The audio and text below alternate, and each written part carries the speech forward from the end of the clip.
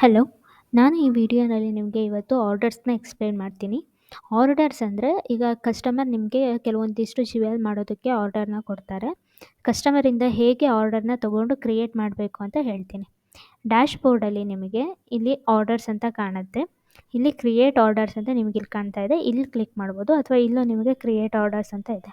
ಇಲ್ಲೂ ಕ್ಲಿಕ್ ಮಾಡ್ಬೋದು. ಇಲ್ಲಿರೋಂಥ same features ಇಲ್ಲೇ ಇದೆ. ಎಲ್ಲಾದರೂ ನೀವು ಆ್ಯಡ್ ಮಾಡ್ಕೋಬೋದು. ಕ್ರಿಯೇಟ್ ಆರ್ಡರ್ಸ್ ಮೇಲೆ ಕ್ಲಿಕ್ ಮಾಡಿ. ಅದಾದಮೇಲೆ ಯಾವ ಒಂದು ಮೆಟಲ್‌ನ ಆರ್ಡರ್ ಕೊಟ್ಟಿದ್ದಾರೆ, ಯಾವ ಕಸ್ಟಮರ್ ಕೊಟ್ಟಿದ್ದಾರೆ, ಹೊಸ ಕಸ್ಟಮರ್ ಆಗಿದ್ದರೆ ಆ್ಯಡ್ ಕಸ್ಟಮರ್, ಎಸ್ಟಿಮೇಟೆಡ್ ಡೇಟ್ ಅಂದರೆ ಅವರು ತಮ್ಮ ಜ್ಯುವೆಲ್‌ನ ಯಾವತ್ತು ರಿಟರ್ನ್ ಕೊಡೋದಕ್ಕೆ ಹೇಳಿದ್ದಾರೆ ಅಂತ ಎಸ್ಟಿಮೇಟೆಡ್ ಡೇಟ್ ಹಾಕ್ಕೋಬೇಕು. ಅದಾದಮೇಲೆ ಕ್ಯಾಟಗರಿ, ಪ್ರಾಡಕ್ಟ್, ಗ್ರೋಸ್ ವೇಟ್ ಒಂದು 20 ಗ್ರಾಮಿಂದು ಮಾಡೋಕ್ಕೆ ಹೇಳಿದ್ದಾರೆ.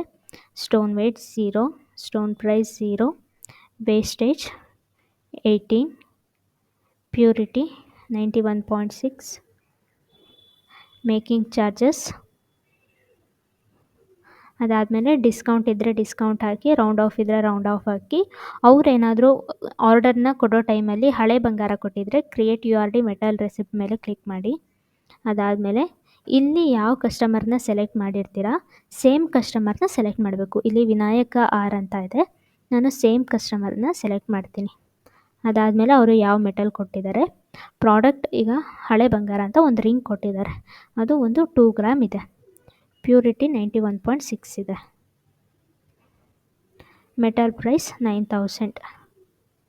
ಈಗ ಇನ್ನೂ ಎಕ್ಸ್ಟ್ರಾ ಕೊಟ್ಟಿದ್ದರೆ ಆ್ಯಡ್ ಐಟಮ್ ಮೇಲೆ ಕ್ಲಿಕ್ ಮಾಡಬೇಕು. ಇಲ್ಲಿ ಅವ್ರ ಅಮೌಂಟ್ ಏನಾದರೂ ನೀವು ವಾಪಸ್ ಕೊಟ್ಟಿದ್ದರೆ ಅಮೌಂಟ್ನ ಹಾಕಬೇಕು. ಇಲ್ಲಾಂದರೆ ವಿತೌಟ್ ಪೇಮೆಂಟ್ ಸಬ್ಮಿಟ್ ಅಂತ ಕೊಡಿ.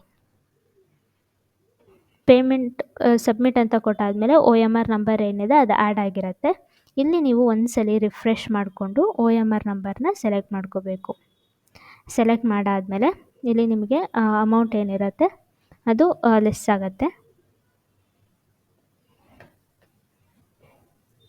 ಇಲ್ಲಿ ಈಗ ಅವರು ಒಂದು 10,000 ಅಡ್ವಾನ್ಸ್ ಕೊಟ್ಟಿದ್ದಾರೆ.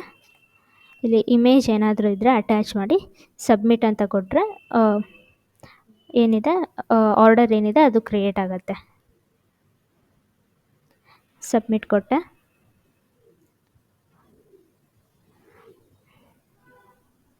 ಆರ್ಡರ್ ಕ್ರಿಯೇಟ್ ಆಯಿತು.